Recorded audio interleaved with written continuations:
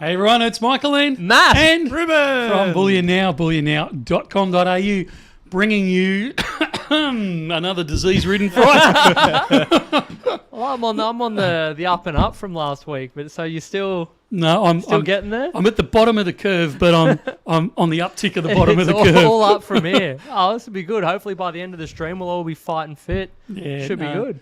Had to go in for a overhaul with the docs this morning, and yeah. they said, yeah, you're not out of the woods yet, but you can see the sunlight starting to come towards you. So ripper. Just a bit of an oil change, fresh set of tyres, and you'll be good to go. Yeah, so if I pack up coughing halfway through the live stream, I humbly apologise now, and I'll try and drag myself off camera and Ruben die will be over ready in the with corner. the mute button. Well, at least Matt's in good enough health to cover for you if something happens. That was the problem we had the other week, is you were both kind of not great, and it's like, Yes, Well, it's we like made it through that one. it's like the agreement my wife and I have that we'll never get depressed at the same time. We Yeah, need to have an otherwise- agreement that we're never going to get sick at the same time. that's the one. But yeah, this is part of our kind of weekly catch-up because this is the first time we've seen Michael in quite a bit. Michael sat down at, was it 2:30? I think I can say 2:30. I think it was 2:32 or something, actually. So we did I'm our the reason it's running late. pre-stream meeting. we are a little bit late, everyone, but we are still here. We are still sponsoring Friday, and we are pre-long weekend. We here in, are. Oh, Australia. King's birthday. Yeah. Queen's, I just Yeah. can't do King's Google, birthday. Google says Monarch's birthday. I've noticed now. If you check out, if really? you go to a business or something, because I was changing our hours to make it clear that we weren't going to be open. Just a heads up, we're not going to be open on the Monday. And I went to change it, and it said it was the Monarch's long weekend. I'm almost happy with that because everyone got upset about the fact that, Queen Lizzie's passed away and it's now King Charles, so it should be the King's. But there was never Queen Elizabeth's birthday anyway. It was Queen Exactly. Victoria's. Yeah. So, Yeah, so it never Like, related it to the didn't matter. Queen, the current Queen, anyway. Yeah. Stupid things that annoy you, eh? So, anyway, it's good. So it's a long weekend. It is. And even better, everyone says to me, you're going away over the long weekend. I'm actually not. We're sending all the kids away. All five of my kids are gone. They're all doing different things. The house is quiet, Yeah. and it's just my wife and I, and we're not going anywhere. Perfect. Yeah, that's stay the home. best kind of holiday. Little So- staycation. Yeah, I'm actually really, really excited. Oh, very good. Yeah, I think you're long overdue for a bit of rest and relaxation. Yeah. Just Yeah. cool your jets a bit. I don't know. Don't know if it'll be much. Yeah, I don't know. We're going to give it a crack anyway. A good hard go. People are wanting an update on the Perth Lunars that we've been speaking about for the last couple of weeks. And Lots people of think I know excitement. about it. I've been asked so many times in the hallway. They say, "Hey Matt, how about those Series 2 Lunars?" So we're prepping the website for them at the moment. So I'm going through some pricing for ads. So I actually don't believe we've received the last parcel, but I think it's like It's enough to, get the party started. So Yeah. I recall last week, although I was a little disoriented. Well, you Well, didn't have we- your glasses. Yeah, I know. I didn't. I couldn't see anything. But I recall hearing, weren't we going to do a video this week on those? We were, but we're still waiting for the last parcel. As far as I'm aware. So we're not. So are we going to say this coming week? I'd love to say this coming week. we'll we're wait and we're see. assuming my health's going to maintain it. So All right. because I know it sounds like a cop out, but I was in here Wednesday, wasn't I, Rubes? Yes. Wednesday, I think, for a couple of hours, and Yep. then today I arrived at about 2, threw my bag down, caught up with a couple of the guys I had to do before I jumped on stream, and then jumped into here. So we just haven't been around. So Yeah. full apologies, but you'd probably rather that than finding me dying in the corridor somewhere. I may have made for an interesting bit of content. but- Speaking of interesting content, though, Ruben and I got out, hit the Yeah. we're pounding the pavement. Hit the slopes. Yeah, that was cool. The Tombstone video. Yeah, Did it was you happen good. to I see it? did. Yeah. Mate, I've had very little else to do other than try and breathe and watch Yeah. videos. Well, as long as you can, see a bit of that. And, that was cool. I thought it was good for something different. That's what I thought as well. I said to Ruben, I thought he did a very impressive job with the edit as well. Thank you. It had a bit of production value. It seems like Bullion Now not only are the leaders in the regular live stream news broadcast, but it seems like we're moving up in the world with the production of some of our videos. So look out. Yeah. Could become a mainstay. I don't know if you got some snapshots there, Rubes, that you can put up pretty quickly, but some of that B-roll you did was Yeah, like very People moody. would have seen it in the intro. I threw it up in there. Ah, yeah, cool. no, it was really well done, mate. Full marks on that one. Thank you. We've also got another video that we were attempting to get out last night. It didn't happen, and I got the go-ahead from our stock guy. I think it was 6 minutes before we jumped on stream, and I said, plenty of notice. "You've got to be kidding me." But there is another video that's ready to go. Are we going to say exactly what that is? I think we might have even almost last week. We've got another video from Germania. We do, the Germania release. Right, cool. Geez, they've done a good job with these ones. Yeah, so Very impressive. stay coin. tuned for that. I'm not sure now if it'll go right after stream, or do you want to push it out till sometime over the long weekend? Nah, after. All right, Get it out. So keep an eye out right after the stream. I don't know if we can talk about it. I forgot to bring it down with me. I came down in such a hurry. We've got 10 more of Kim Brett's books. Ah, on hand. cool. So Nice. he dropped the box off the other day. And I have to admit to have been a little sidetracked, so I haven't had them listed up on the web. But sometime between now and I'm assuming probably pre the end of the stream, those books should get listed. So if you missed out on the last, I think we've done this twice now. So if you missed out on the last 2 releases of Kim's book, and if one of the guys is listening in the other room, it'd be really good if you could run one down and we'll show it up on screen again. But it's a fantastic book on the history of bullion. Like, oh, we got one here. Ta-da. One we prepared earlier. Have I got it upside down? Oh no, looks like it was upside down. Yeah, for a it does. second. Yeah, I saw So it's an incredible book that Kim's written on Australian poured. What's he got? Australian poured ingots, first edition.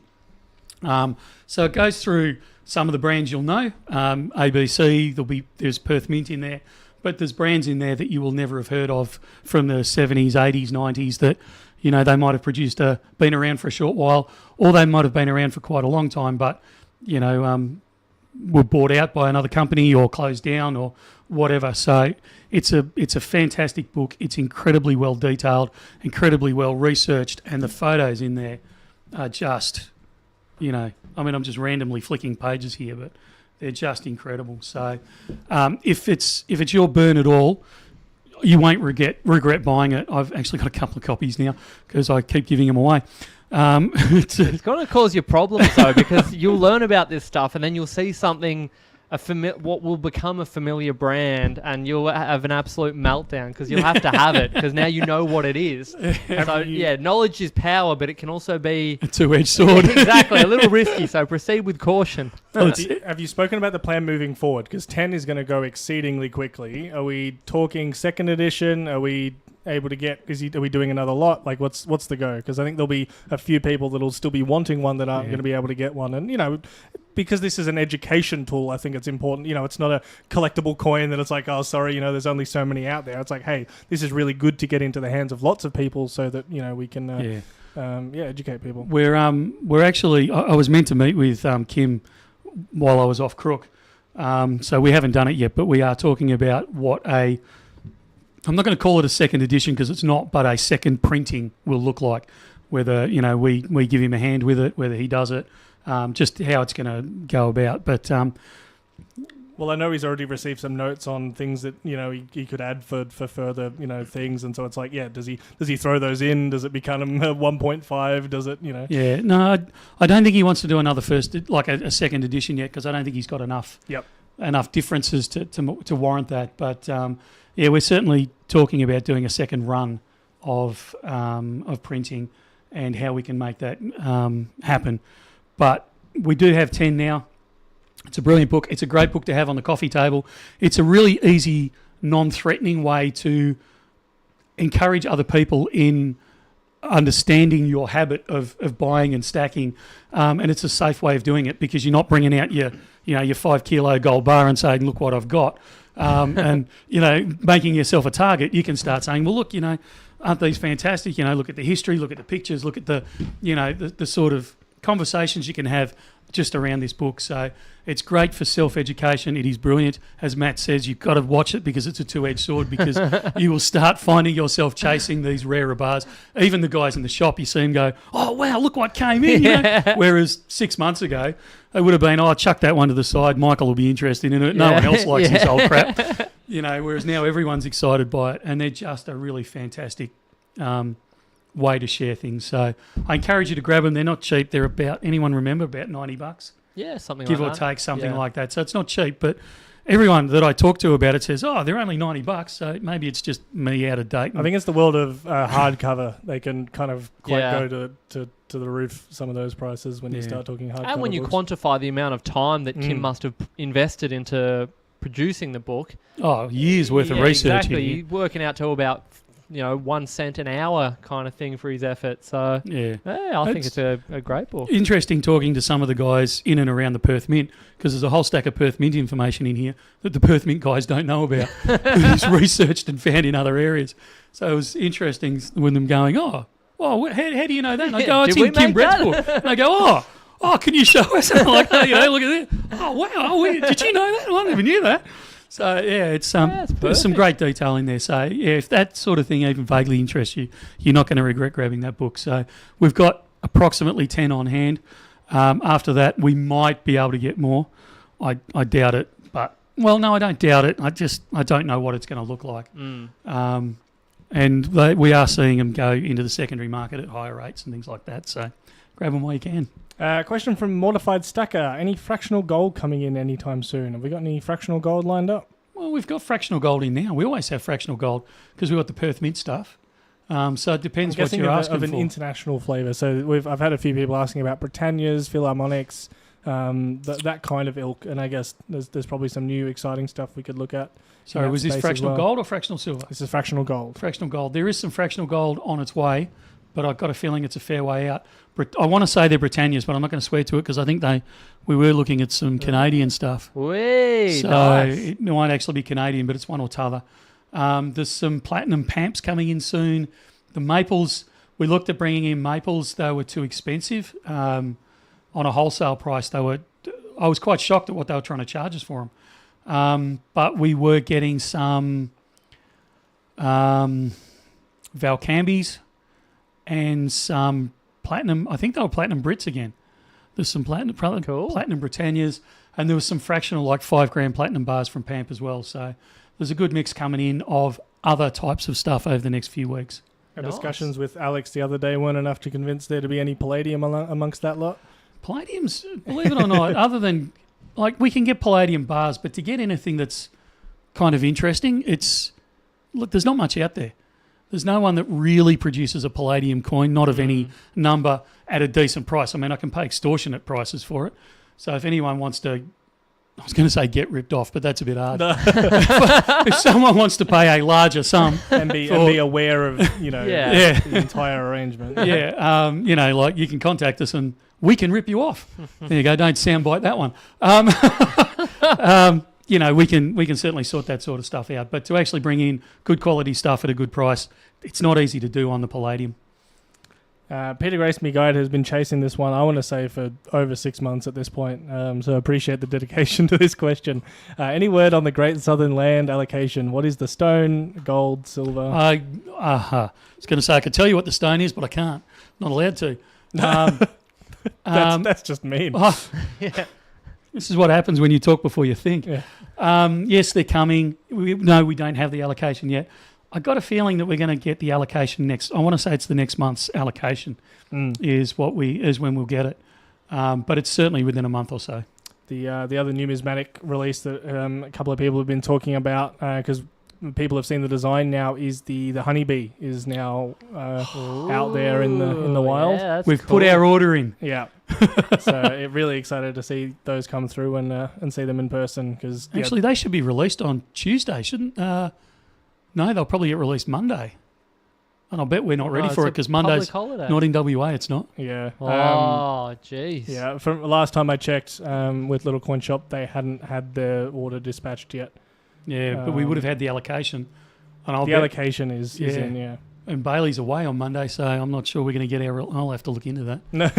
Yeah, beautiful coin though. Beautiful Really coin, beautiful coin. and yeah, one that is even better in person. From historical designs, I love seeing those coins in the hand, actually able to have a look. Yeah. I reckon it'd look fantastic in a gilded coin too. But it's that would lend itself so well to it. Just the yellow portions of the B being gilded. Yeah. Surely you know someone, Michael, that can jazz that up for us. Yeah, I do actually. You heard it here first, ladies and gentlemen. Another commitment. No, I'm not. I haven't committed to it yet. It'd be interesting to see what Perth Mint would say, because they didn't. Another company. I'm going back a couple of years, but another company was gilding their coins, and they were not impressed. They didn't like it because they felt it was if it wasn't done, and these ones were done nicely. I'm not trying to say they weren't, but their concern was if something isn't done nicely, then it reflects badly on them. Yeah, you open the floodgates. Yeah. So I'd be reluctant to do it, and I'd have to get Perth Mint's permission first before I did it, and I doubt very much that they would give me the okay. It's 100% a valid based on concern, their quality control. That Well, I've seen lots of American Eagles that get done that kind of after treatment. I've seen it with Canadian coins, and again, when people start chasing them, they've come into the store and asked, that American, that American Mint coin, they think it's a legit thing, even if it's not necessarily done by an aftermarket. It sort of muddies the water a bit. If there was to be a dodgy version done out there, it really doesn't reflect too well on them. Yeah, just a sidestep for a second. CYC, the book will appear on our website. I'm guessing it'll happen before the end of the live stream, but as far as I'm aware, it hasn't been listed yet. So don't stress. As soon as we find out that they've listed it, we'll tell you, but it'll be straight on the website. Yep. Then you can stress. Yeah. A couple of questions about rectangular dragons, although two different ones. Desi is asking about the regular kind of rectangular dragon that Perth normally do a lot earlier in the year. And Metal Inquisitor is again inquisiting about the Asahi Gold Dragon. We got the silver ones in, but they've been chasing the gold versions for a while. No gold version news at this stage. And the other dragons, great design, but it hasn't been released yet, so hold fire. Stuck in treasury. Yeah, look, I know we keep joking about this, but a lot of it is being tied up by the red tape that the Perth Mint has to jump through. And it's just, it's not on our side of it. We don't see it as fair, but on their side of it, they're trying to maintain the integrity of the system. As much as we bag out the cash system and the Australian currency and all that sort of stuff, it's good to know that someone is actually trying their best to keep it under control and keep its integrity there. Yep.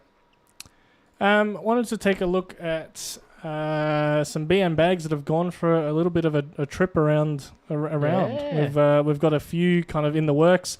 No photos from it yet, but Ozguy has sent through saying that they're going on a bit of a trip around for a few different places, and they are bringing a BN bag with them. So it'll be exciting to see that. Who else have we got? We also have Andrew and Kath, who often pop in and say hello on the chat. Haven't seen them this week yet, but they might be hiding around somewhere. They're in Western Queensland outback doing the dinosaur trail and then up into the Gulf to do some gold prospecting. Looking forward to seeing all of us at the Sydney show, and we'll send through some photos if they find any big nuggets. Cool. Good stuff. And they do we have any updates? They sent through one here as a bit of a find the bullion bag. I like it. Oh, that's clever. A little bit of a closer up there. If you Very creative. They've also got a photo. I'll have to show you off stream, Michael, of them on a wing of a plane for you, Michael. They know you're into your planes. So that one was cool. Also, this one here, and I've heard that many different pronunciations. I'm not 100% sure, but Maldives. How do you say it? Yeah, either. Well, okay. It all works. So yeah, cool to see a BN bag on a very picturesque looking beach. Who's over there? I'd love to be over there. Have you been there? No, I haven't. Oh, it's paradise over there. I need to get over. Yeah. And also in a train in Russia. I like it. Very well travelled. I like it. That's cool. So very cool to see. Who did that one? Look, some of these names I'm not. They haven't expressly given me permission to say who they are. Some of them are literally just the photos, and so I'm just I'm erring on the side of caution. Yeah, fair enough.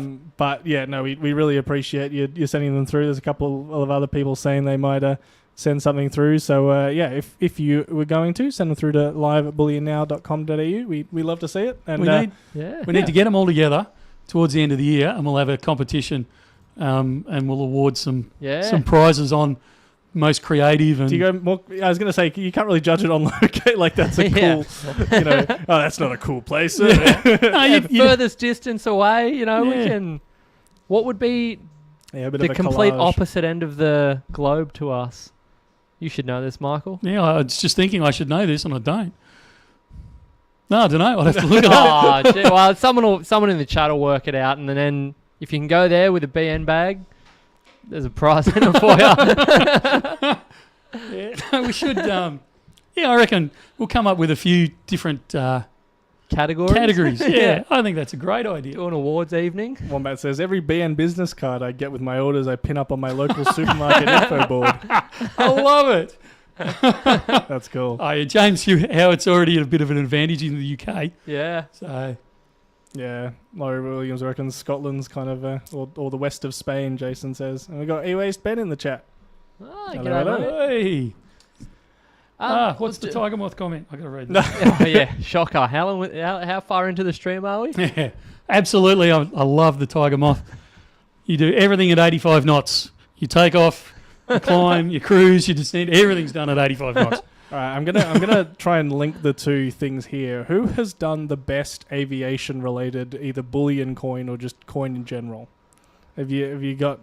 Is that a crossover that you'd? No, I don't. Because I've got some aviation coins, but there's none of them that I would go, wow, this is. You don't like the 1997 Charles Kingsford Smith dollar?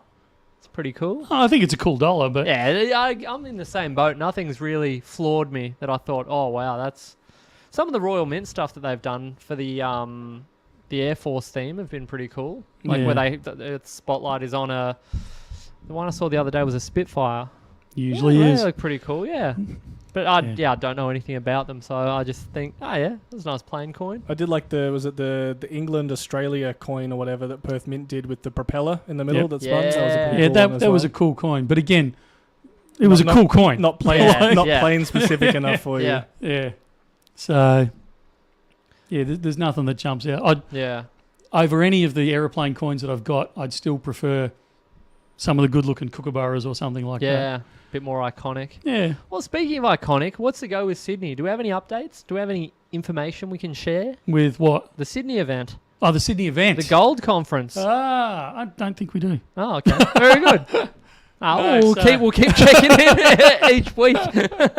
No, look, the Gold Conference is on. I don't have dates in front of me, so Rubes, if you can pull those up. Yeah. So we have the Gold Conference on again in Sydney at the Barangaroo, Crown. the Crown Casino. Yeah, that's it. Yep. There.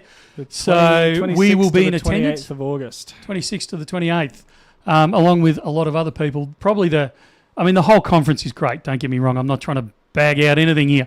It's a good conference. I've actually been asked to do a guest appearance. Really? Speak at the conference during the Tuesday, Wednesday. So we'll have to dodgy something up to talk about there. Yeah. So it'll be good. But there's a lot of stuff in the conference itself. So as I said, I'll be speaking. There's a lot of miners will be speaking. Possibly some refineries will be investment guys there speaking, the whole box and dice. But the thing I'm really excited about is the Monday night, which would be the 25th. Is that correct? The 26th. The 26th is a Monday, is it? Yep. So the 26th, the Monday night there is, I'm going to call it an investors' night. So it's not designed around guys, I'll just pop a link there. It kind how of do you mine and all that describes, sort of stuff. It's designed to be an open panel discussion to a large degree, although a few of us will get up and talk. But hopefully, if I have my way there, and we're sponsoring it, so I've got a little bit of sway in it, we'll have a few talks up there, but mostly it will be us being accessible to everyone else so that you can come up and you can talk to subject matter experts. So there'll be, the likes of us there so we can talk about physical bullion and how to buy it and when to buy it and what are good circumstances to buy it, what are maybe not so good circumstances where maybe you should steer away from it. We'll have people there that can look at ETFs, futures, investing directly into miners themselves. So it will cover a whole stack of categories. So I encourage you strongly to come along to that. As far as I'm aware, it's free because they're charging me a fortune to make it free, so it better be. It is. So it's a free event. You're going to have to get a ticket beforehand because they've got to cap numbers at I don't know, last time we capped it at about 150, and I think at about 250 they stopped selling tickets at that point, or giving away tickets. So you will have to register for a ticket because there's only so many people they can fit in the room before Crown gets the umph. It is catered for, I believe, like hors d'oeuvres types catered for. And it'll go for a couple of hours, and we will cover everything from the basics through to the quite complex. So pretty much no matter what level you're at, you're going to find information there and people there to talk to that are going to be able to answer your questions and help educate you. But probably the biggest thing and the best thing is you're going to be in a room full of stackers. So you are going to be able to, what do you call it, where you mingle with people. Mixer. Interact? Yeah, not just interact, but, network, thank you. Yeah. Mate, mental blank, I'm Web getting work. old. You're going to be able to network there with people of like mind. So not that you want to be yelling into an echo chamber, but the fact that sometimes it's a comfort to have people that believe the same as you, that come along the same lines as you, but also you're going to have people there that can challenge your thoughts with a bit of knowledge, not just some random off the street that goes, oh, why would you buy that? I'd rather stick with buying my cryptocurrency or I'm not bagging crypto here, but, like you're investing in gold for a reason. You might invest in crypto as well, but the arguments there are, why should I invest in crypto? I'm doing it this way. What do you think? Well, have you thought about that? Or I don't do it that way, I do it this way. And you can go, well, actually, that's a great idea. Or, no, that idea sucks. That wouldn't work for me. So it gets you in those environments. So if you can get into Sydney on the 26th particularly, but the 26th, 27th and 28th for the conference, the 26th is completely free. You don't have to buy a ticket to the 27th and 28th to get free entry in on the 26th. The 26th is free. And then you've got you pay to get into the following 2 days. But if you can get there, if you live in Sydney, if you happen to be flying past Sydney, if you can make it down to Sydney, like some of the guys are, they're already booking their airfares to come down. I can't encourage you enough to do it. You will be very thankful that you've come. There's a couple of follow-up questions people have there. Will we be able to get BN shirts again that night at the conference? Ooh. Are we doing BN shirts again? Yeah, why wouldn't you? I don't know. Ask me again. We'll have a think about that one. Yeah. Ask me another time. Well, yeah, it'll be one of those things. It'll be the date will be... the day before. The plane will be taken off and you'll say, oh, that's what we were going to do. Well, we did have some ideas for last year. We need to have a recap on some of our... All right. So hopefully next week we'll have a planning meeting. Yeah, we'll be able to get before the live stream meeting at 2:35. Peter Graysme Guide wants to know if that'll kick on to a further 2024 tour. Not at this stage. Ruben is possibly going to play a video later on that might explain some of the reasons why I'm pulling back for a 2024 tour, because we just don't have the capacity to do it this year. I do have that ready to go. Oh. So. This is news to me. Is this later in the stream? This is whenever Michael tells me to pull the trigger. We'll answer. So. If you've got a couple of questions about this, run through those first, and then we might kick that part off. XY Hugh, how about the BN Melbourne Gold Festival? Yeah, look, we're madly arguing about that one, although it's cooled off in the last few weeks because I've been out of action. We really want to do a big Melbourne one. We just don't know logistically how to pull it all together is probably the best answer. We want to bring in some big name people to do it. So if we're going to do it, let's do it properly. Let's get them in there. The whole hog. Yeah, but there's kind of this balance between, well, we fork out a fortune to bring someone over from the States. Will they add much to it? And then we either charge a fortune for everyone's ticket to get in, which makes it too exclusive, and BN's not about exclusivity. Or we've got to guarantee that we're going to get bucket loads of people to make sure that, we generate enough funds to cover bringing in some big names. So, and look, let's face it, let's blow our own trumpet here. There's some pretty big names sitting in the room here in the Australian scene anyway. Yeah. So I don't know where to go with it. That's the problem. And we kind of go around in circles over this one about, do we just run it for us? Well, that's a bit of a, it's just us sort of thing. Or do we open it up to, some big names from overseas? Now we've got to put the price up.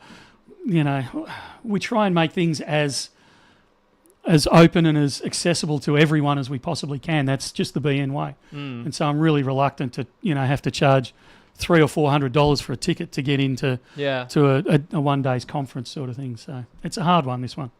But we'll figure it out. Work will. in progress. It's a whip. Yes.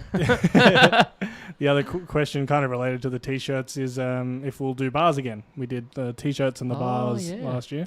Yeah, I've got an idea for a special one. It might even be a coin. So I'm just seeing if I can... Coin or a round? A round, Sorry, it'll be a round. Okay, all right. It'll be a round. So, yeah, I'm pushing some contacts and see what we can get on that. Cool.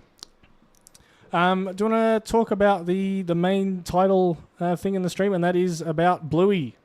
Well, is there going to be a video before then? I'm waiting for Michael to say... Oh, no, do the play it. Blueys first. Yeah. There's been a lot of questions on Bluey. Yeah. And that's your area more than mine. Lots of discussion about it. Some people saying, hey, I was lucky to get one. Other people saying, oh my goodness, I can't believe they're going for ridiculous amounts such as they are. I've got a quick throw up of an article kind of quickly discussing it and showing the design. So I'll quickly put that up if you want to. You can still provide your thoughts. Keep yakking away. Keep yakking. What was the mintage on these? 30,000. Yeah. That's worldwide. Yeah. So I don't know what they were smoking. Well, it was interesting because I had a chat. I was interviewed on Wednesday on ABC about this yakking away. And I said, yeah, I think it'll be quite popular. But we've seen examples of, we saw, I think 2017, Bananas in Pajamas. I think it was 2019. We had the Wiggles. I said, well, this isn't well, evidently, all right. Hindsight being what it is. And then the bloke I was chatting with said, do you realise how big Bluey is internationally? Yeah. And I said, well, funnily enough, I have a 1.5-year-old, but I've never watched Bluey, so I don't know what's going on here. Turns out I do live under a rock, and it's a massively big deal, and I think there's a lot of people in the bullion industry that have just realised this week how big of an international deal Bluey is because of how many people they've had ring up and ask about it. And we had here at BN, we had plenty of people ringing up to see if we were getting any. I think people reaching, it's not the kind of coin we'd normally get in, but people just kind of clutching at straws to maybe get a hold of one. Yeah. It's Bluey's, it's kind of like, I'm going back to when my kids were kind of that early age. Like Bob the Builder was massive. We went to... and the Wiggles were massive. We went to Tennis Centre. It was packed out with, 5 million screaming little kids all over, that sort of stuff. Bluey's kind of that next generation of it. And when I was overseas in Germany and I was in the UK a couple of times, end of last year, start of this year as well. And people would find out you were Australian. Oh, do you know Bluey? All this, and personally, yeah, like at that stage, my dog. That was actually my introduction to Bluey. I'd never heard of him before that, and it was like, get onto Google and find out why all these people are asking me about Bluey. It's massive all over the world. So to produce 30,000, wasn't going to cut it. It was never going to cut it ever. Yep. I'm sure there's a reason why they only did 30,000. Probably it's probably production. Production restrictions. They've got to still produce the King Charles mint sets, and if they don't do enough of those, I've said this before with both Perth and Royal Australian Mint. I actually don't envy their position in that sense because if you release something and it's sort of flop, they say you guys are hopeless, you're out of touch with what people want. You do something super successful and they say, you guys are hopeless, you're not doing enough, you're out of touch. There is absolutely no winning. I've never, ever, ever heard of a release where collectors universally said the mintage was sufficient, it wasn't excessive, but it was enough that we could all get our hands on it and we're really happy. Yeah, because if there's enough for everyone to get their hands on, there's no secondary market. Exactly. So I don't want it now because it's skyrocketing in value. So therefore, I'm angry at the mint. But there's not enough. They skyrocketed. I'm angry at the mint. Yeah. I feel terrible for them. They actually... Yeah, they can't win. There's you sit there about to press that release button with just let's see what happens this time. Yep, release the hounds. So if anyone that's chasing up a Bluey coin, you're either going to have to pay through the nose. eBay's going to be your best friend and worst enemy at the same time, because none of the stores are going to have any left. And even if they had, the allocation they're going to get is in the, they're going to get 5, 10, 15, 20 allocated to them. They're not going to get hundreds and hundreds and hundreds. And they're going to save those for their best customers, their repeat customers, because like every other store in the world, you look after your repeat customers, the random that comes in on the street. You want to give them the best service you possibly can, but you're not going to favour them over the guy that has been serving, that's been shopping with you for, years and years and years and spends consistently every week, every month, several times a year with you. You're going to give them to them first. So I'm really sorry. you're just going to have to hit eBay for them and pay through the nose, or probably wait 5 to 10 years till the next Bluey, whatever that is, has come along. Yeah, rumour has it there's going to be more in the set. So when the next batch comes out, that'll either drive it higher, or the sting will have come out of it and something else will have been released. And it's such a difficult market to pick. I don't think the Bluey coin. I think you're going to have to wait till this generation of kids grows up, like he's kind of teenagers or whatever, and the next. Like I said, Bob the Builder was big and the Wiggles were big. Like the next generation of whatever comes after Bluey is starting to come out, and that's where you might actually be able to. You may not. You may find that the collectors just keep it going forever, but you may find that that's where it starts to cool down a bit. Yeah. I'm actually going to hit record here because this is a question we get quite a lot, and I reckon this is one that would make a good video. I might record it separate with you, but I'll see if your answer holds up just live, and we can put that up on here we go. Some of our socials. It's a question here from Travels and Conversations. My question is, will CBDCs make it harder to buy these metals considering more government intrusion in individual lives? So we get this question quite a bit of, what if, cryptos take off? What if we aren't able to spend cash?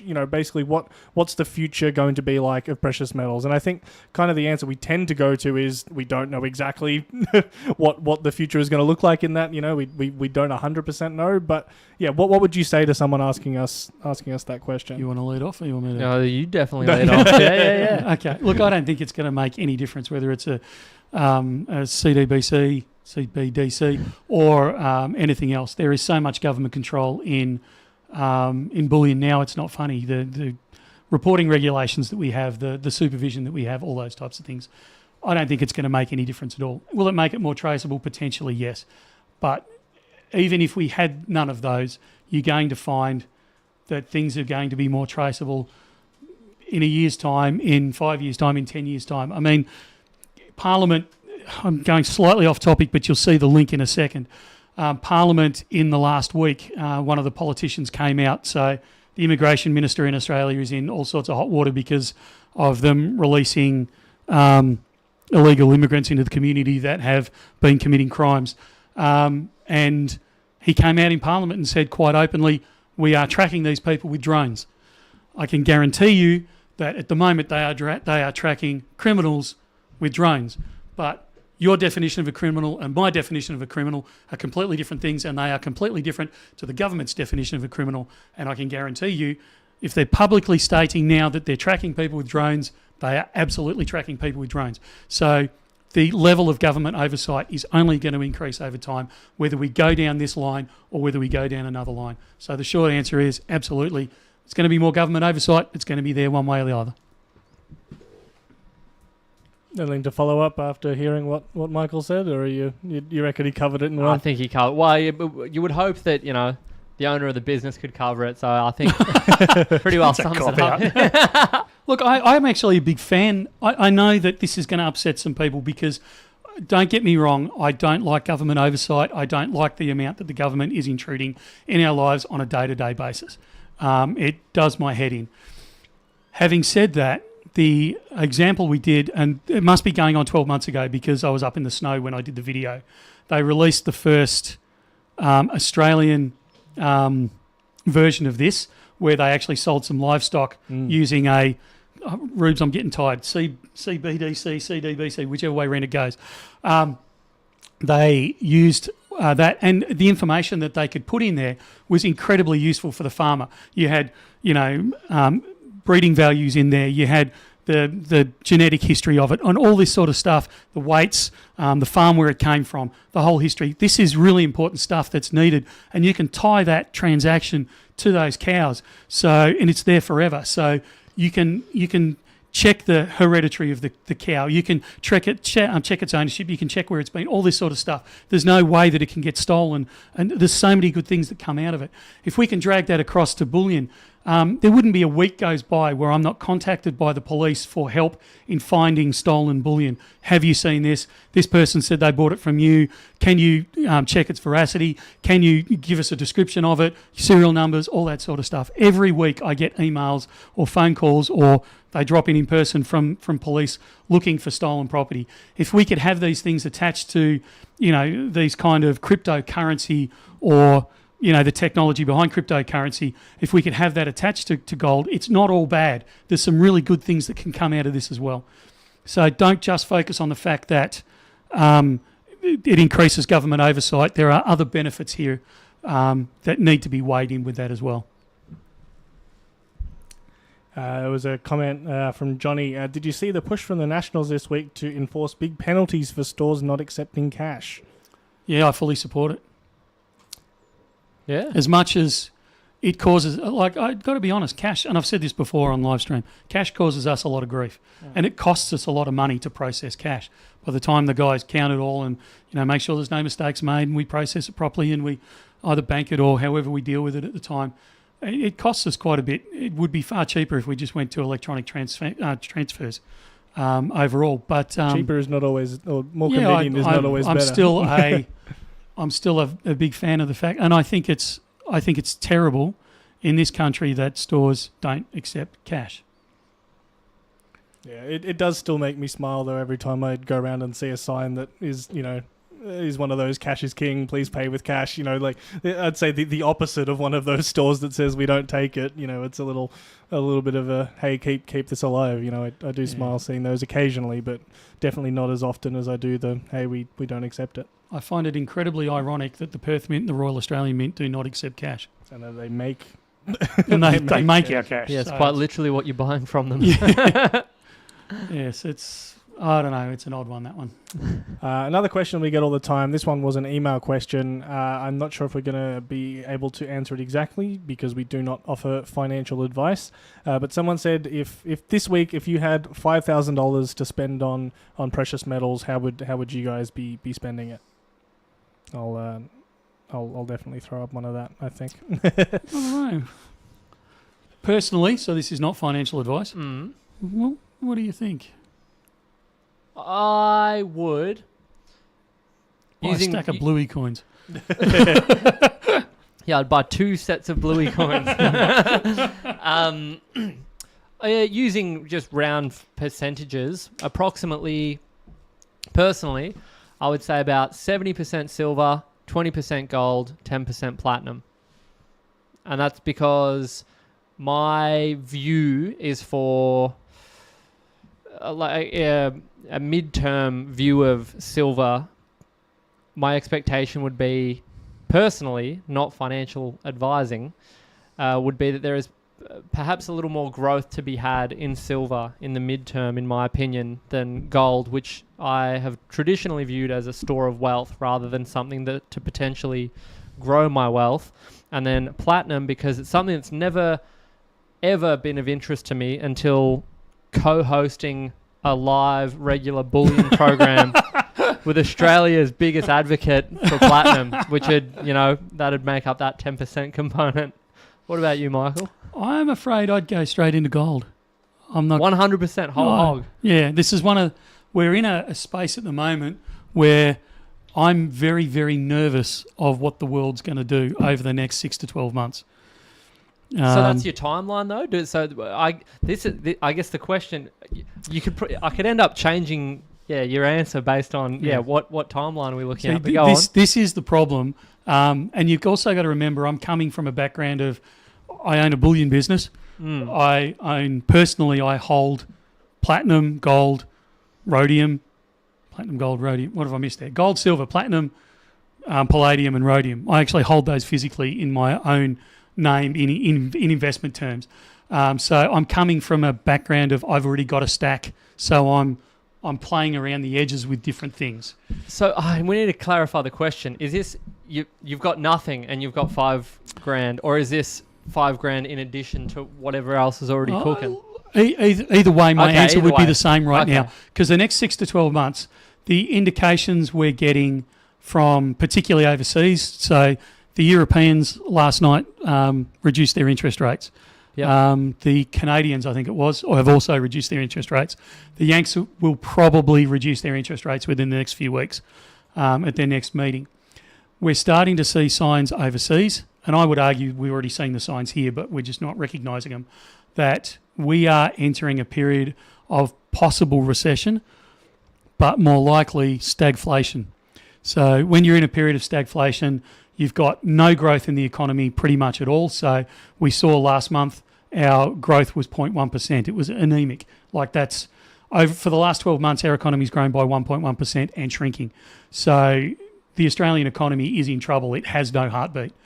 At the same time, you've got inflation going the other direction. So last month or last quarter, inflation went up, and we're looking at an annual inflation on its way up. So this could be a low point at 3.6%. If we enter a period of stagflation, industry is going to be in trouble, which means silver price is going to be in trouble, which means the platinum price is going to be in trouble. So the reason I'm hedging away from, I'm not selling any platinum, I'm just not currently buying platinum, and this is, as Matt said, from probably the biggest platinum bull in Australia. Platinum has moved up about $100 Australian, a bit over, in the last few weeks. I think that's a good positive move.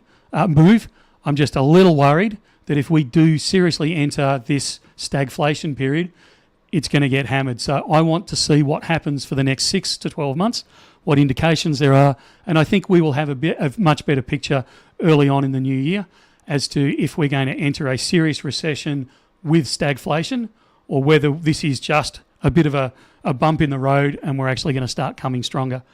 But it worries me enough that I'm going, actually, my excess funds at the moment, they're going to go into gold because I know no matter what happens there, gold is going to be okay. It's going to do me in the longer term, and I'm not going to be fighting my way out of a hole.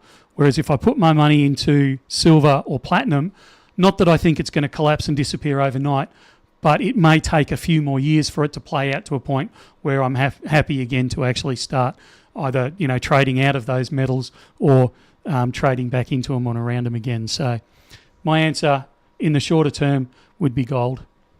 Very good. Very long answer to a very short question. Yeah, it was a good question though.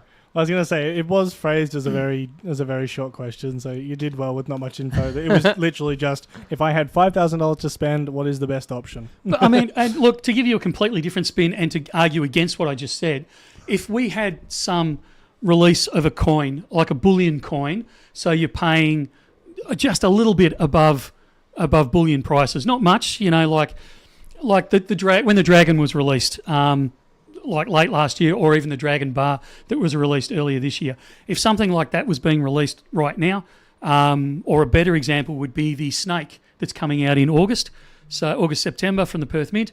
The snake came out, the platinum snake came out. I'd put my $5,000 into the platinum snake because it's a good coin, it's a bullion price, and I actually wouldn't care if platinum went down because I know the collectability of that coin will drive the price up either way. So that's my answer today. But if you ask me that same question in a month's time or 2 months' time or 3 months' time and something is being released at that point, I would probably jump ship to one of the other metals. Yeah. All right. They're spamming the question there. Do you think governments may ban or confiscate gold in the future? No. Kind of, again, similar answer to what we said before. We don't have a crystal ball. We can't 100% know exactly how things are going to play out. I still come back to, if you're okay, let's pretend that you are the ruler of Australia or whatever country you want to make up, but Australia's the example I'm going to use, and you're sitting there and you can either pass new legislation so you can confiscate every bullion dealer's records. You can then send some form of military or paramilitary organisation to go around and knock on everyone's door and say, we're here, you bought a kilo of gold from Bullion Now 2 years ago, we're here to collect it and confiscate it. You can go through all that mayhem and chaos and backlash from the citizens and all that sort of stuff, or you can go in and you can see what's in everyone's superannuation fund right now, and you can flick a switch, it's as simple as that, and say, you can't be trusted with your superannuation fund because they're losing money, which they are. That was last week's live stream. We talked about that. No one can be trusted with it. We're going to confiscate all of the superannuation money out there, trillions of dollars. We're going to use it for Australia building projects, which is whatever's going to buy me votes. And we'll give you a pension at the end of the day out of the funds that we've taken off you. And I can tell you which one they're going to do because which one's going to be far, far easier and cause less backlash, and that's the superannuation fund. So that's the one I'm far more worried about them doing that than ever confiscating an ounce of gold. Question there. If I want to sell part of my 1 kilo bar, I'm presuming gold, can I sell part of it and get the remaining back in gold? Short answer is yes. It's a little more complicated in a than that. roundabout way, yeah. So you bring in your kilo bar and say, I want to cash out 5 ounces. We say that's fine. There's 32.151 ounces in a kilogram. Therefore, you're going to go get back. I shouldn't have used 5. I hate that. 27. You need 27 ounces back. 0.151, and there's going to be some form of commission there. So you are going to lose a small amount out of that as well. But absolutely, we can work that out. Yeah, they've clarified. I would like to sell 500 grams and keep 500 grams. Yeah, you're not going to quite. It's going to cost you somewhere in there. So you're either going to not keep 500 grams quite, or you're not going to get quite 500 grams because at the end of the day, we're a business. We've got to make some money somewhere. But you will lose a little bit in the schism. But yeah, effectively, that's going to be what's happening. Now, this is one you sent me throughout the week, Michael, but we haven't really had any kind of conversation about it. So I'm going to quickly throw up what the thing is, and then we can, I guess, talk about it and see. But it was about India. This was fascinating. And the fact that they shifted over 100 tons of gold from the UK to its vaults in the country for the first time since 1991. So, yeah, they would typically store it in the UK, as a lot of other countries around the world do. But they're cashing out. They're sending some of it back to themselves. So did I send you the YouTube video on this as well? There was a video. I haven't. Just put the link up for it. Okay. Yeah. I really encourage people just to view this video because it breaks down on several levels as to why they brought the gold back from the UK, right. And it was fascinating because they'd actually sent the gold to the UK because they got themselves into financial trouble many years earlier. And it was there to use as an asset for them to borrow against from various banks from around the world. Yep. And they've said now we don't need to do it anymore. So we want to bring that gold back for several reasons. One of which, as a country, this is a huge PR thing. Like we're bringing our gold back in. Like our economy is now pumping. We are, we're out of trouble. Like this is a celebration of the population of the people. And it was a big thing over there that they're bringing this gold back into the country. So there was that real feel-good factor about it. But there's also this undertone of we saw what happened to Russia when they invaded the Ukraine, how their gold was confiscated that they didn't have in their country. We want to take ownership of our gold. We want to hold our gold. So no one can tell us, for whatever reason, not that I'm about to say India is about to invade someone, but they were saying, we control it, not you, we control it. Yeah. And it was really good to see a country actually take ownership of this and take ownership of responsibility and all that sort of stuff. And I guess my takeaway from it, it's why I'm really encouraging people to view that video, is view it and then take that back to your own situation. Yes, India is a country. Yes, they're talking about, was 100 tonne? 100 tonne. Like we're talking serious amount of gold here. And no, I'm not suggesting that you're anywhere near on that level. But, if you've got an ounce of gold, get it in your own hot little... This is coming from someone who does unallocated and store things. And stores on behalf of people. But I still go back. Everyone says to me, I don't believe in that. It's, if you don't hold it, you don't own it. I agree. I totally agree with that sentiment. So I strongly encourage you to take... It doesn't mean you have to store it in your house under your mattress, but take ownership of your gold because it feels good. It feels right. And you then control it. And it's like I get a bee in the bonnet over this one. Like this is really, really important, and it's really basic information. And it's great to see that whole countries are now doing this and recognising it and sharing it with their people, like sharing the celebration of it with their people. So I think the whole video goes for about 10 minutes. It's 10 minutes you won't get back out of your life, but I reckon it's a 10 minutes worth investing. So have a look at it. It's really good stuff. Does this have a flow-on effect to other countries? Do you think anyone else around the world is desperately likely to look at this and go, "Wow, that works well"? Or would Australia ever do the same? No, Australia will never do this. Unfortunately, and I desperately hope in a few weeks' time I'm on this video apologising to our politicians because they've done it. I doubt it incredibly much, but I desperately hope that other countries look at this and they look at the impact that it has on the people in their country. I really, really hope they do because this is a great step forward. This is what we want to see politicians doing. This might be a really stupid question, but how is 100 tons the entirety of, or are they splitting it up? Are they leaving some over there and like what kind of percentage are split they actually? shipment, perhaps. Well, yeah. What kind of stuff have they actually brought back with them? Is it pretty much everything they had over there? Is it? I don't think it is actually everything. I think they've still got some stuff in the States. Or they mentioned another country in there somewhere. Oh, you got to remember, I viewed that a week ago, that's fair. and I was taking a lot of drugs at that point because I was so sick. And let's clarify which to make you better. Oh, they were all prescription drugs. They weren't Thank you. anything else. We should show the telegram I sent out to the staff during the week. The general gist of it was, please don't necessarily trust anything I have to say over the next little bit. All messages will be going through a filter to make sure that they're actually A-OK. Yeah, they had to do some testing on me, and I don't do small spaces. I get, which is unusual for a pilot, but I can't. Yeah. I can't handle small spaces. So they had to get me as high as a kite to get me in this tunnel to do the testing they needed to do on me. It was rather embarrassing. Yes, Kate, I did think it was the perfect time to start asking for a raise. Yeah. So yes, it's been an interesting week. So I don't remember the exact details of the video, but as to how many tons, but I'm fairly sure that they brought in a lot of it, but I don't think it was all of it. Yep. There was a question there that I've gotten rid of because the person kept repeatedly asking over and over again. But I think the actual content of the question is a great thing, and that's we go quite on a lot about how fiat currencies have like a life cycle, and basically gold is a hedge against inflation and things like that.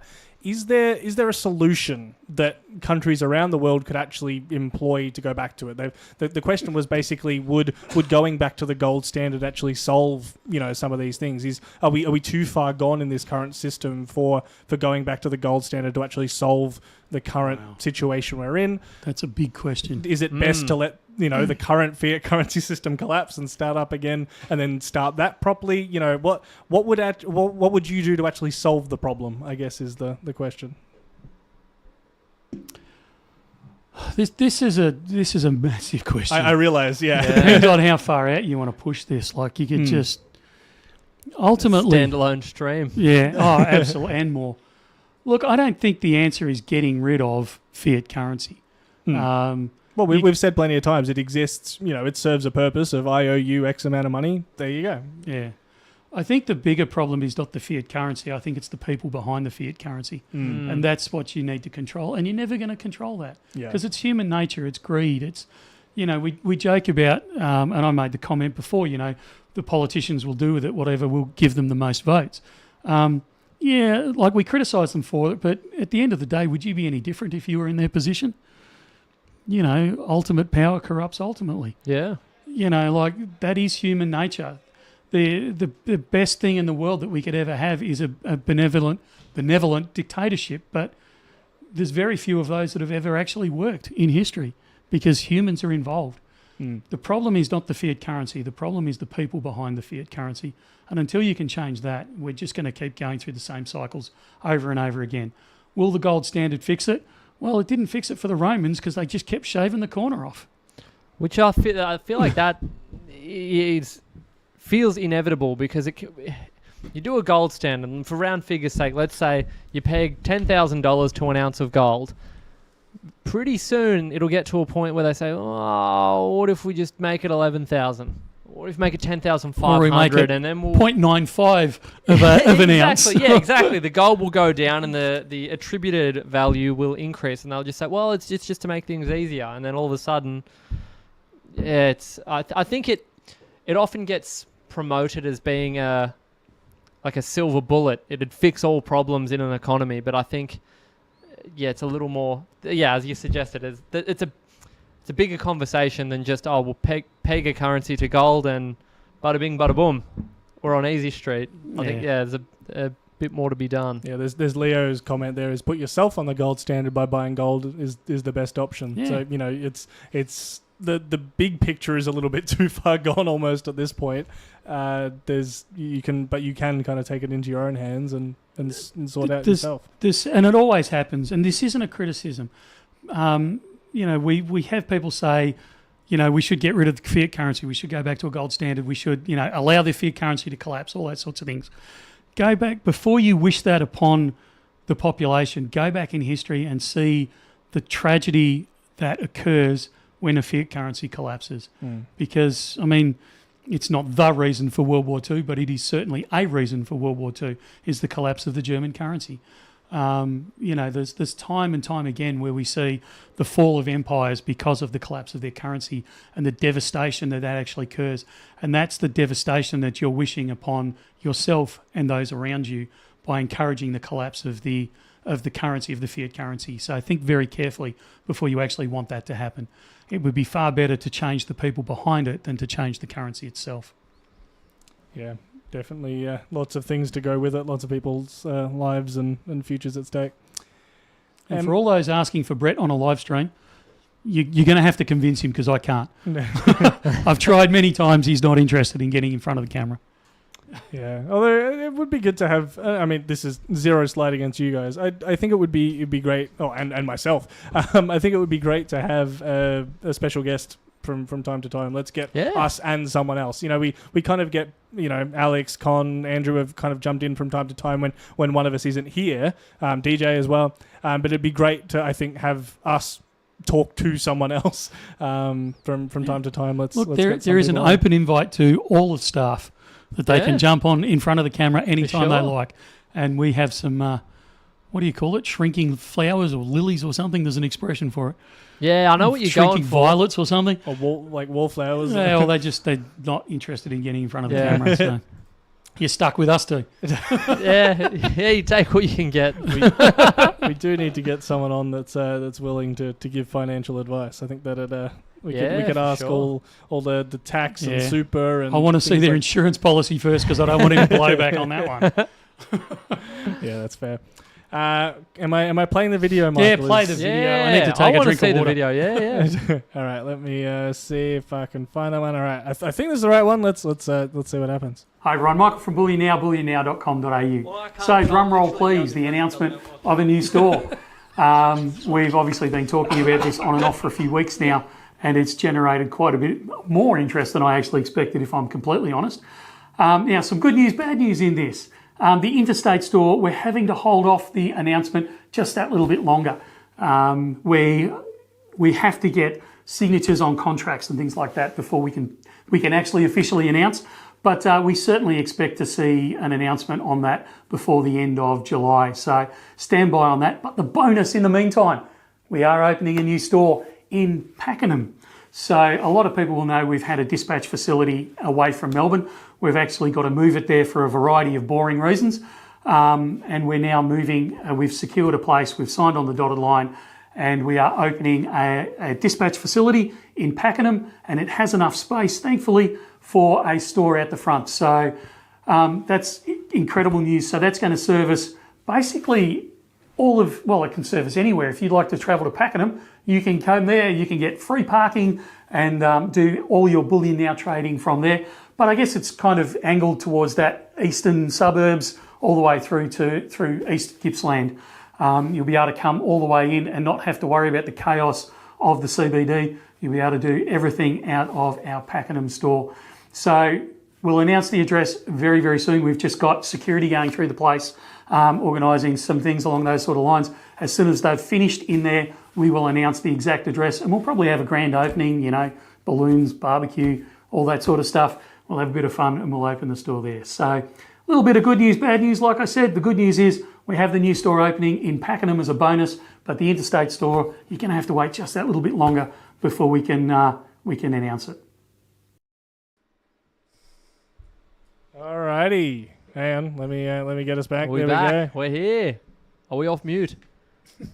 Can you hear us? Can you hear me? I think we're back. You think we're back or we're back? We're back. So what happened? What did we just watch? Because I couldn't hear anything. So Pakenham.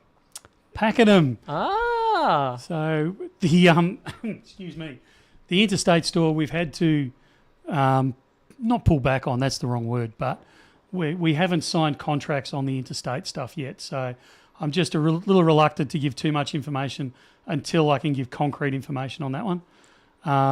Now, we did speak about a date that you were wanting to say. We'd then have a further announcement on that because we were a little bit ambiguous in the past of, we'll talk about this then or that then. I can't remember if we ended up including that date in that video because we didn't actually hear it when it was just played just then. Are we putting that date in again? Yeah, so end of July, we should certainly have concrete information. And I'd hope we'd be able to actually talk about exactly where it is and have it almost at the opening date by that point. Awesome. That's the intention. So Pakenham's a good follow-up. It allows us, as I said in the video, it's allowing us to actually expand our dispatch centre and gives us room for a store there. I think there's a lot of excitement around the parking. I'm excited about the parking. When I first checked the place out, I think it had 22 car parks plus on-street parking and that sort of stuff. And I'm thinking, wow, this is fantastic. Heaps of room. And the more times I go there and look at it, I think, yeah, this isn't enough car parking. Not enough, yeah. You're going to need a multi-level. By the time I've got staff parking and customer, I think that's a bit small on the parking front. But it'll be free parking. We'll make sure there's reserved parking for customers and all that sort of stuff.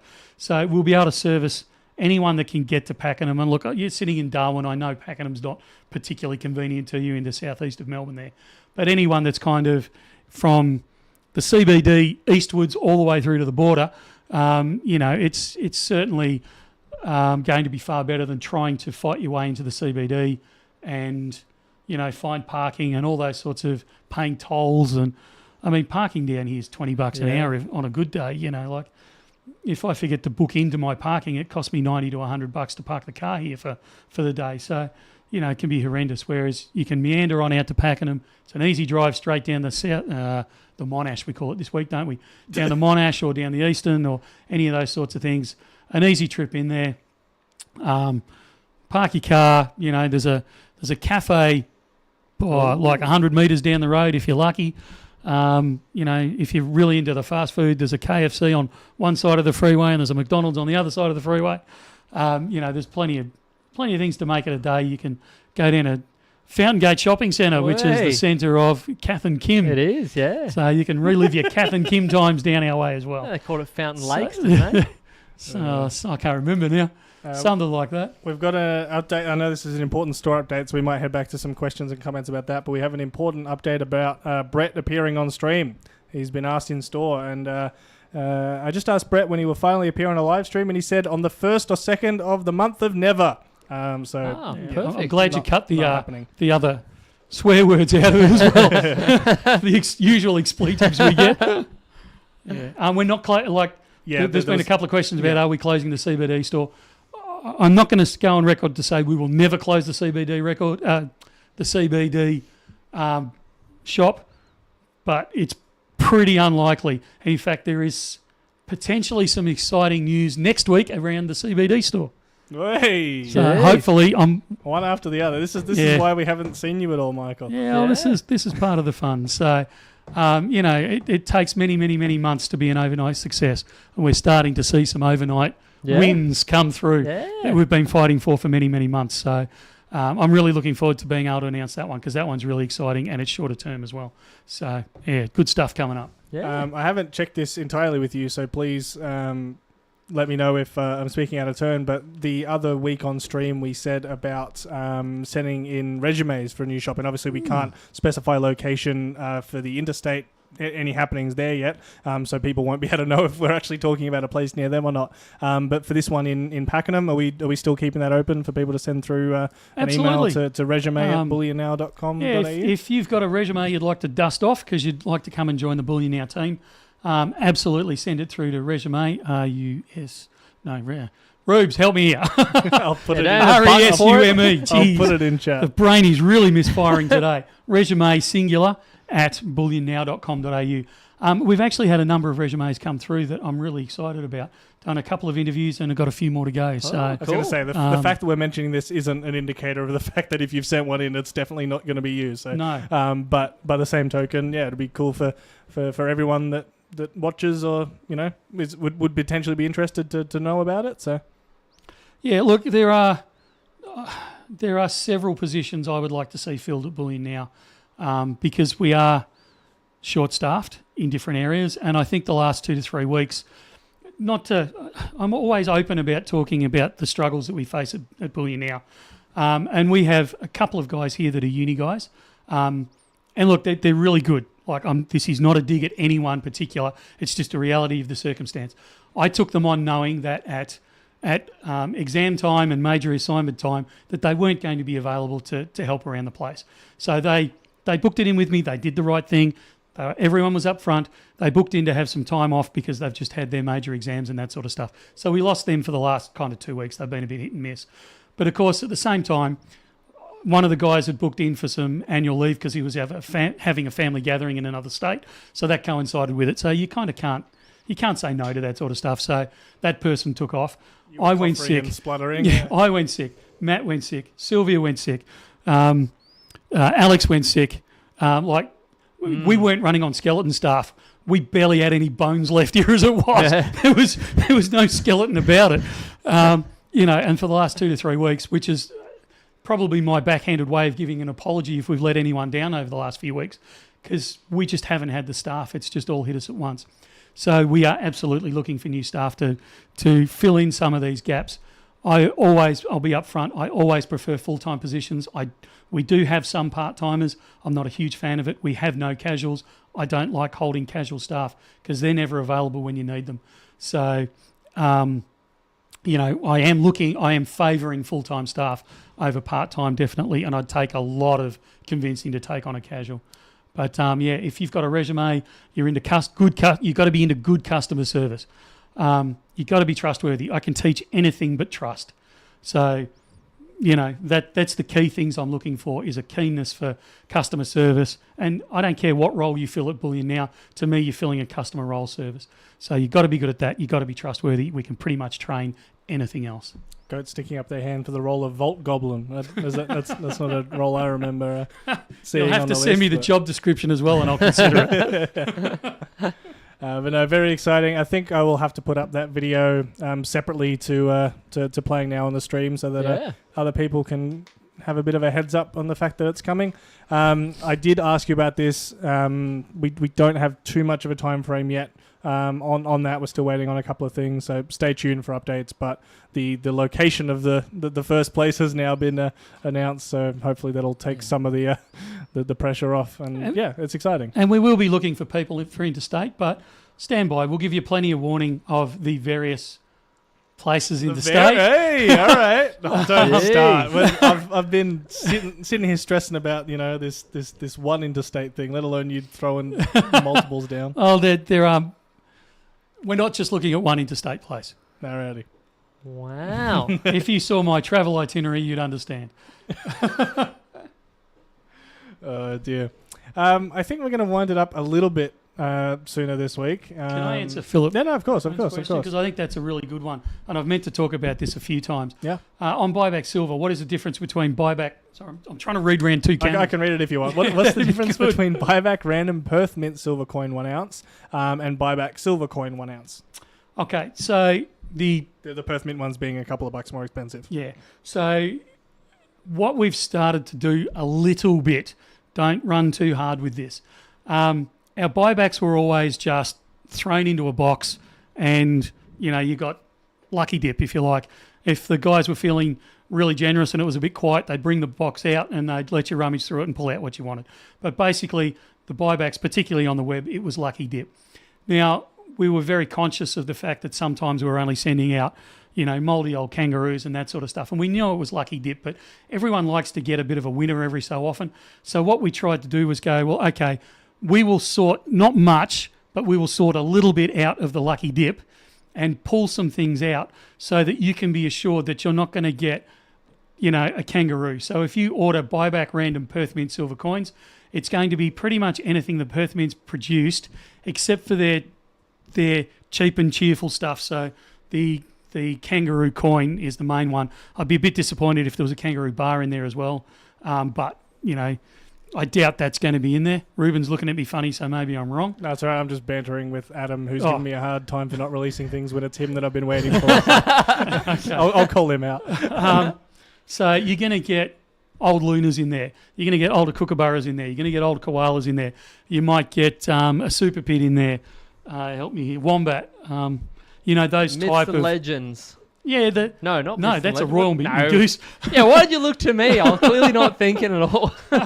It's the capsule, if you like, the capsulated stuff from the Perth Mint, the higher end stuff. And because we spend a little bit of time in it, we decided that we'd add a couple of bucks to it just to cover the cost of the guys. And that doesn't mean you're not going to get those things in the random stuff. It just means that you're not going to get the kangaroos in the Perth Mint stuff. And I think there's another category that Ads has put on there as well, isn't there? I feel like I might have Luna? seen maples or something at one point. I don't know. There's a eagles couple or of those something. that still exist from when we've done certain specials that may have been reused and things like that. But I can attest to the fact, because I had someone bring up this query in store. They said, hey, I still want the chance to get a Perth Mint coin, but I said, look, I actually was just out the back and I had a look in the tub, just the generic tub, and there was still some Perth Mint coins in there. So we're absolutely not gutting it. You're still going to get the Perth Mints in the other one. It's just that you can be sure in this one that you're going to get I don't want to say higher grade coin, but a guaranteed less, specification of some yeah, of less whatever. generic. Yeah, that's it. If it says it's going to be a Perth Mint, Yeah, you won't get a loose capsuled coin or, non-capsulated kangaroo. well, you're not going to get you're not going to get a round. There you go. Yeah, you're not going to get Royal Mint either. Well, that could be a Despite good what or I a suggested, yeah. good or a bad thing. You're not going to get a maple. You're going to get a random Perth Mint higher end coin. I think that explains it. We got there. There's a comment there from Craig that I owe everyone a bit of an apology on. Craig says, now we need the Tudor Dragon. I don't think the Tudor Dragon exists in Bullion. I don't think it does either now. We've been people have been asking about it for weeks, and I've been hounding you, come on, Michael, we got to get this Tudor Dragon in. What's the go with the Tudor Dragon? We've got they've released the proof version, and I think it's very similar to the Panther that they released right at the start. The design's been out there for ages, but we haven't actually seen it in the Bullion. So I said to our stock guy Adam, I said, hey, are we able to actually order some of these dragons? What's the go? People are asking, and he said, I can't. I haven't seen them. I don't think they exist. And from all my Google searches, it seems to be coming up the same. So it's only the proof at this stage. Yeah. So this is one of the many things that drives me nuts about Royal Mint is that they will randomly. It has not been a good release for the Tudor beasts. They butchered this one. In as far as the order, yeah. Yeah, but they've done that they did that with the Queen's Beasts, where they would randomly release one of the others in the series, but they'd only release it in the proof, and so we'd get inundated with, we need the Bullion one, and it's like, well, it doesn't exist yet. I've seen it. No, you've seen the proof, not the Bullion one.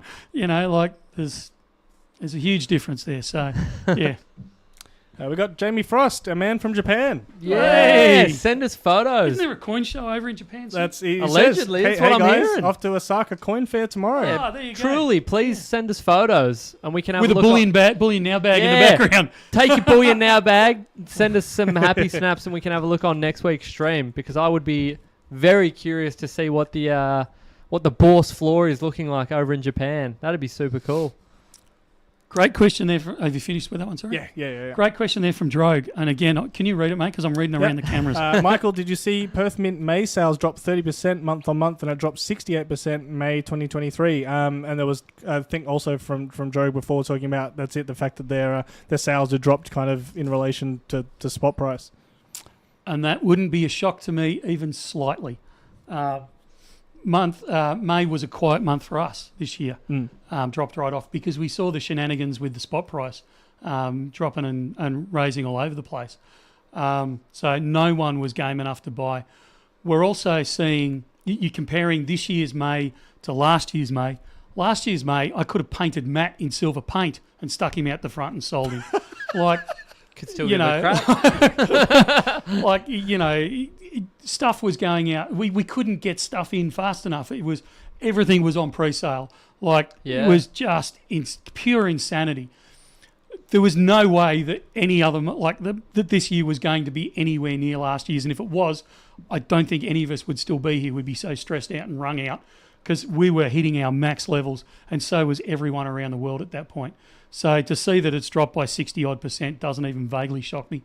And for the fact that it's 30% down for May as well, that doesn't surprise me either, because it was a very quiet month for us too. What do you think is the perfect percentage of someone's wealth that should be in gold and silver? I'll throw out my Depends. non-financial advice. Yeah. Yeah, it's very How subjective. how old are they? What other investments have they got? Yeah. Those type of questions. Look, I'm not the guy that says go all in on precious metals. I don't believe that. I believe in some variety. I would be reluctant to see someone over probably 20% in precious metals of their overall portfolio. Having said that, I have many times been over 20%, ignoring the fact that I own Bullion Now. I've been many times over that 20% mark for different reasons. So I look at it slightly differently to the average person. So I have what I call buckets. So I have buckets. I have a bucket with my gold in it. And I'm not saying I've got these big buckets lying everywhere. It's metaphorical. But I have a bucket that I put in for gold that is there purely as an insurance policy. I never actually intend on selling it no matter what price gold got to. It's there just in case the wheels fall off the world, our finances, I make a really dumb mistake. It's my insurance policy, and it's there for, I hope it's there for my kids or my grandkids or my great-grandkids. It's never there. And that probably sits around about 5 to 8% of my total wealth sits in that bucket. Then I've got another bucket, which is the more the collectible stuff. So yes, I recognise it as an investment, but this is different. I'm buying this for a different reason. It's not there for insurance. It's there for pleasure. It's there for my collection. It's there for a good excuse to give my wife when I want to buy something that really doesn't fit the other budget. It goes into that kind of investment grade bucket. Then I have what I call my trading bucket. Now that's where I start going and saying, well, I think gold's down a little bit at the moment. I think the market's overreacted to whatever news that's going on, or it's overreacted to news that's completely unrelated to it. So I'm going to buy a chunk to put into there. And yeah, sure, it's going to blow me out from my 5 to 10 or 20% guideline normally, but it's a short-term thing that I might be holding for a month or 6 months or 12 months. And then I have a fourth bucket that I call my miscellaneous bucket, and that's the stuff that I go, ooh, I really like that. I'm not sure why I really like it, but I'm going to buy a chunk of them because I think they're going to do something for some reason, whether that be I think it's going to be a great gift, or I think it's going to be a coin that comes out and I'm going to take advantage of buying it because I'm going to dump it straight away as soon as the Bluey coin would be an example, even though it's not a precious metal. But you buy that, but it's a short-term hold because you're going to flick it straight back out the door as soon as it's released and the market reacts to it. So that's kind of how I look at it. And if you put all those buckets together, you'd find that there are times when I'm probably 30 to 35% of my wealth, even though I'm saying 20% is kind of the guidance that I'm going for. But there'd be other times where I'm down around 15% of my wealth and I need to grow it back up again. So that's kind of how I target this, what's the perfect percentage. Yeah, no, I think that's some good advice. Yeah. Black Coal is asking if we're likely to do any end of financial year sales. Yeah, what's the setup? We're going to do Perth Mint a live stream special in a while. I think we are due for one. Next week, maybe. Depending if we have a meeting prior to the stream. if we can drag Michael in for a meeting, I think it'll be a yes. Big things will happen. Perth Mint did one. To be honest, to be completely brutally honest, my reaction was, "Oh, you've still got some of those. You've still got some of those." I didn't look at any of the items and go, "Wow, that's a great price for this thing that's just selling like crazy."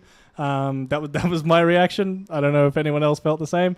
And so I guess I'd be worried about us, not worried about us doing the same thing, but of having that optic for people as well. But yeah, it's not really something we've done in the past. Is it something we're likely to do? It's not like you don't tend to have old stock as a bullion dealer. You just have stock you haven't quite sold yet. It's not, it doesn't go down in value. Like it's one of those things. And the other side of this one is also the fact that we make such little margin out of it. I mean, you look at a a bar of gold, it's $3,500 plus a bit in Australian dollars. We might, the premium over spot might be $40, $50, $60. Our profit margin on that might be $10 or $15. Now, if I go, right, we're having an end of financial year sale, I'm going to give you $10 off a $3,500 bar, you're going to go, what? That's your idea of a sale? $10 off? Not even 1%. Yeah. Yeah, you end up Really? upsetting people. Right. So it's like when somebody comes in and says, oh, look, I'm buying a kilo bar of gold. Surely you can do me a deal. And I think, you're spending 120 grand. Our profit margin on that's $200. I'm going to offer you half of our profit margin on it. I'm going to give you $100 off. And they look at you like you've, slapped them in the face and given them a dose of, I don't know, something terrible. Like I'm spending 120 grand and you're insulting me by offering $100 off. So in the end, we just kind of go, actually, we don't do sales because it's just not worth the bad PR. Because there's no movement on it. What you're more likely to see from us, and Adam and I and Alex were having this conversation just before I came on camera, is we need to clean up a lot of stock. There's a lot of people wanting a Michael's desk sale. That's effectively what it is. Although my desk has exploded out into my whole office and the office next door. But it's, we've got 2 of these and 8 of those and 16 of these and 1 of those and 50 of those. And it's been long enough now that we're sure that we don't need to keep them for an order that, just hasn't come through the system properly yet. And this is it. So you're likely to see these odds and sods come up on the web because we just don't want to. We don't want to count them at the final stock take. That's the sort of thing that you're going to see from us. We also tend to do a bit of a Black Friday as well, or a bit of a sucker for the yearly Black Friday. It's getting harder and harder to get a decent Black Friday. Yeah. It used to be, I'm not harking back to the good old days, don't think that, because I love the fact that Bullion Now has grown so much. But when we first kicked off, if we released a Black Friday special and we did pre-decimals. Pre-decimals at spot or something like that, or 95% couple of of kilos spot. of them. Yeah, so there'd be 50 bags. Each bag would have 100 gram of silver in it. In fact, I'm not even sure there was 50. I think it was 20 bags of it. And that caused huge excitement. It was really well received because, there was these 20 bags and pretty much everyone got a crack at it. And, it was great, and we thought this is fantastic. If I released 50 bags of something at spot, I would get absolutely hammered by the... I mean, I don't want to tell everyone that the 10 books have been released onto the website and they've already sold out. Yeah. Because we're going to get hammered for it. We've grown to a size where I've got to secure enough stock that I don't just end up frustrating everyone and get it at a decent price that we can actually do it. I did put a sneaky comment about the books being released onto the web earlier. Good. And they are no longer there. Shocker. So, that is definitely the way of it. Alrighty, I think it's time for some rapid fire questions. Yeah. So if go for it. We've I haven't got any yet. I'm just letting people know that that's the segment we're starting. 200 questions in 500 seconds. That's the one. If you've got a question for Michael or Matt that can be answered pretty rapid fire, and we haven't got to it for the rest of the stream, or you were saving it for this moment, please let us know, and we will we'll start tearing in. Hang on. I don't know how to take Adam Rose's comment that we're like Aldi. I'm not quite sure what vein that's in. Aldi's good. Yeah. Okay. No, the idea is that they have cheap prices every day all the time. Yeah, okay, I'll take that one. Service. And I just want to comment. Quite often, Keith BR's just put on there. Oh, it's just scrolled off your screen. What did it say, Rubes? Hi. And sorry, did you say Keith? Yeah, Keith BR. Hi, new here. Enjoying the banter. Very informative. Thanks, guys. I always feel guilty because I see these things thanking us for things going across the screen, and we can't break the momentum to talk about them quite frequently. I put it in chat to say thanks. We really do, the fact that we don't acknowledge it doesn't mean we don't see it, and we really do appreciate people reaching out and saying, I really enjoy this, thanks for that. This is my suggestion, those sorts of things. We do pay attention to these things, and we do really appreciate it. We don't just always get time to actually say, thanks for your comment. So I'm just trying to give a general thanks for your comment. Michael, you're stressing me out with all of these rapid fire questions. All right, go for it, mate. I'll shut up. Building up. Will the Pakenham store be open on Saturdays? Will it have the same kind of hours as the CBD shop? Short term, no. Longer term, probably. Can we still get the cast of BN to sign Kim's book? Yeah, we already did a bunch of those, I think. SGI, I can't see why not. SGI Custom wants to know if you got their resume. If you sent it to resume@bullionnow.com.au, yes. I'm going to say no, but I'll have a look. I didn't recognise it as from you, mate. I'll put it that way. Any word on the rectangular dragon coin? Not yet. I'm not entering into the interstate comments. I'm going to review your wage, Kate, from finance. 125th Perth Mint Sovereign. Will you get any? I believe Little Coin Shop's getting some. Bullion Now won't. What's the next release we got coming out of Perth? I'm not sure if that's Perth Mint or Precious Metals, but I'll say Perth Mint. Next Perth Mint release. We haven't seen a Quokka yet this year. Yeah, the Quokka is the next one. It's next week. Way cool. Quokka is released next week. Exciting. Tuesday, I believe. Nathan wants to know if they can have a state for the interstate store. I think that'd be getting too specific. Well, when I've said that we're going to go to the capital cities, I think giving the state away is a little obvious. Except for probably Tasmania. There's still argument about if that's Launceston or Hobart. Definitely Hobart. I can't remember the question I asked about the 125th Sovereign. So are we getting any? Little Coin Shop is. Yeah, you just asked that. Come on, man. Switch on. I'm going down the list. Are we anywhere near? Is there an airport in Pakenham? Not anymore. Local council doesn't like airports. I like Mortified Stacker B and should sponsor a race at the Pakenham races. I think it's a great idea. Kilo koala. A guinea. What about it? We've got some. Yeah, I think we've got them. What date for Pakenham? We don't have one yet. It's been 2 weeks after January 30th. It's been don't ask. It's been stressing, Michael. Does it mean you can pick up your orders from the stores interchangeably? Great question. Yes. Thoughts on the new Quokka design? I like it. It looks like 2 mats. Hey, unreal. It looks like 3 mats. When will you get me in front of camera, Michael?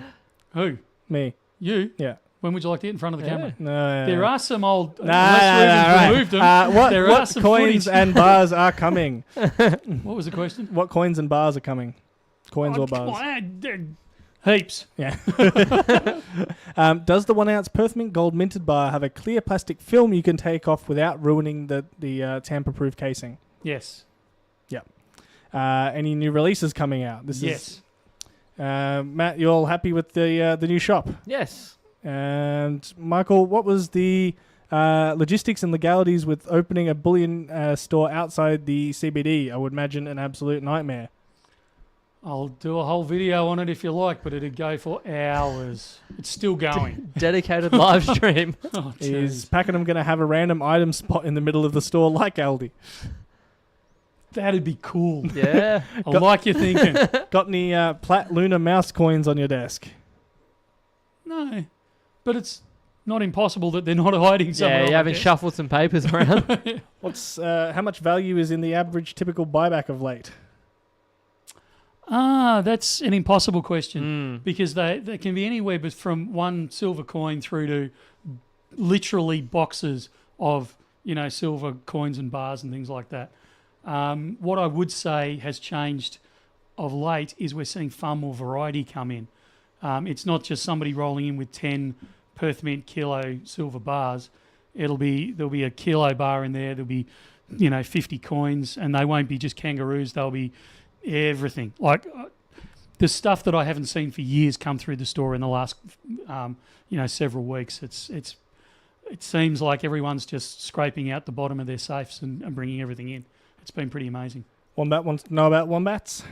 Any update on wombat coins this year? I saw them recently.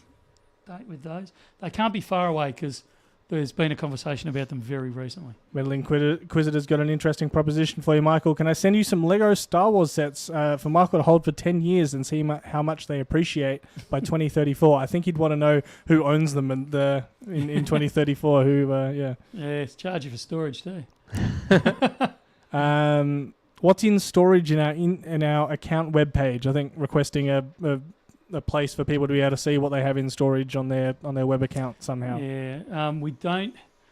There's a complicated answer to this one, but for security reasons, we don't let the back end system feed information to the web.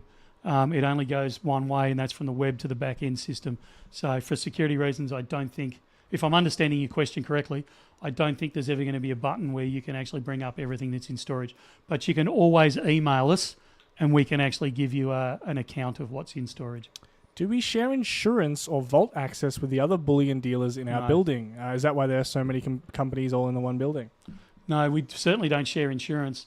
I dare say that we actually do have a third-party storage facility that we use in case, like for overflow, if we've run out of room, we have a vault or we have a box in another vaulted facility.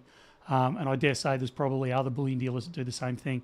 That would be all, but there's no formal agreement between, three bullion dealers that say, well, we'll share insurance policy or we'll share this vault together. That doesn't happen. Any news on selling capsules to fit the coins that don't already come with capsules? Ads and I were looking at some capsules just before we came in here that we're looking at bringing in. So we're not close to it yet, but we're certainly doing the groundwork. Are we still going to the moon? I think talking about the price. Oh, the price. I eventually it'll get there, but I don't think it'll be in my lifetime. Any chance of bringing in 1 ounce American Gold Eagles? Oh, I hate that one. The only reason that I don't like the American Gold Eagle in Australia is because it's 22 carat. It's non-pure. Therefore, we have to charge GST. So you've got a 1 ounce coin that doesn't incur GST, a la the American Buffalo. Or you've got the same amount of gold in a coin that's 10% more because of the GST on it, and it becomes a difficult thing to sell. So we do bring them in, but we don't bring them in very often.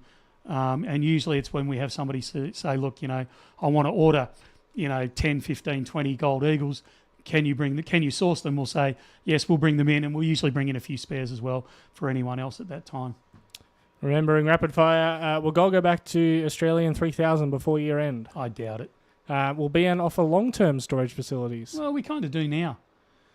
Will there be another super epic Krugerrand release like last time? I remember we got all those Krugerrands all in one go. That was super cool. Could be. Is 630 1 ounce silver coins too big a stack to sell back to us? No. Michael, why do you think many people are selling their stack at this time? People are... For me, I'd say that price for a lot of people reached a spot there where it overtook premium that they would have paid, when they bought some of them. But you got to remember, people are always... There isn't... I'm sure if I look back at my books, I can prove that I'm wrong. I'm going to say there isn't a day where we don't get people selling back their stack. Yeah. Everyone is... Because everyone's at a different stage in life.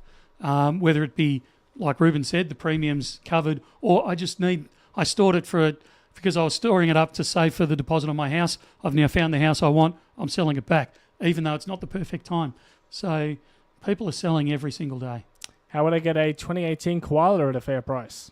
Find someone who wants to sell it for a fair price. When will silver crack $50 Australian ounce? Do we see it dropping? Didn't we crack 50 recently? No. Or did it just We go got close? very 48. close. Yeah, I saw it. okay. Look, it wouldn't shock me to see it crack before the end of the year. Gold Libertads.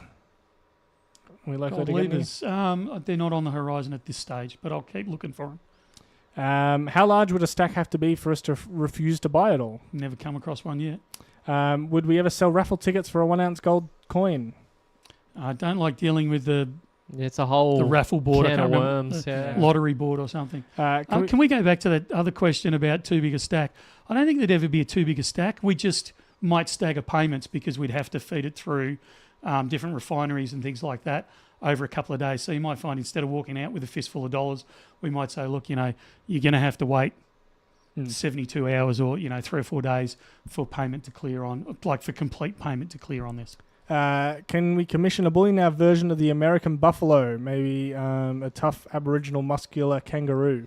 Well, that's kind of what the XAG sheep was. And we're actually bringing that back in some form fairly soon. All right. Well, I shouldn't say we. I should say Intrinsic Tender is bringing that back in some form. So, yeah, stand by on that one. I think we reached the bottom there. We did it. There you go. Well, as per usual, we are incredibly honoured by the fact that you guys tuned in and listened to us ramble on for an hour and a half about everything from aeroplanes to CBDCs. I know You got I'm it. the wrong way You around. aced it. So, and everything else in between.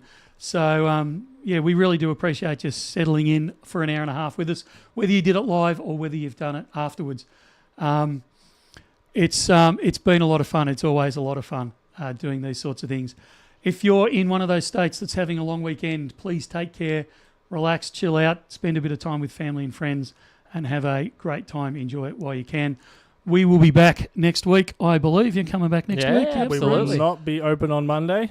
We will not be open on Monday, and in anyone waiting for a delivery, just bear in mind that they will be delayed because particularly a Friday before a long weekend like this, we do not allow anything to go out because we don't want it sitting in depots over the long weekend. It's too much of a security risk. So there will be a delay in freight going out, so just be prepared for that. We will be open tomorrow, though. We are open Saturday. Yep. Phones won't be open, but the store will absolutely be open. And then we'll be closed. Everything will be closed until first thing Tuesday morning again. We've got a release on some Germania products coming up tonight sometime after the stream. Not sure exactly when yet, but keep an eye out for that. And sounds like we've got to keep our eyes open for a Quokka release coming soon as well. So stay it should tuned be for on that. Tuesday. I thought we were on schedule, but with Monday being a public holiday, we probably won't have stock on Tuesday. So it'll be a We'll throw a video together. Wednesday or Yeah. Thursday, maybe a live stream unboxing. Yeah. Look out. look That's out. Thank you very much, everyone. We will see you next week. Sounds great. See you, everyone. See ya.